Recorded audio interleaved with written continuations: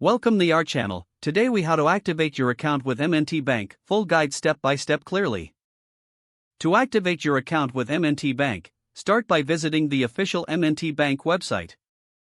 Look for the option that says Online Banking on the homepage.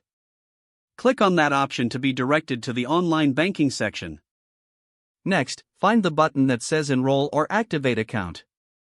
This will take you to the account activation page. To proceed, enter your account number in the designated field. You will also need to provide your Social Security number or business tax ID, depending on the type of account. After entering the required information, click the Continue button to proceed. Follow the prompts to verify your identity. You may be asked to provide additional information, such as your date of birth or contact details. Once your identity is verified, you will be directed to create a username and password. Make sure to choose a strong password to protect your account. After setting your login credentials, complete any additional security questions as required. Review the terms and conditions and agree to them to finalize the activation process. Once everything is submitted, you will receive a confirmation message that your account has been activated.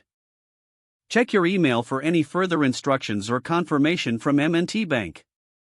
You can now return to the M&T Bank homepage to log in using your newly created credentials. Congratulations, your account is now active and ready for use. If the page does not load, refresh the browser or try again in a private or incognito window. Make sure you are using the correct email address, then retype it carefully to avoid small typos. If your password is not accepted, use the reset option and create a new strong password you can remember. Check your spam folder for verification or security emails, then complete any requested confirmation steps. Enable two-factor authentication if available to improve account security and reduce unauthorized access risk. After signing in, review your profile details so your contact information and settings are accurate and current. If you see an error message, note it down and try again after restarting your device and internet connection. Log out when you finish, especially on shared devices, to keep your account and payment information secure.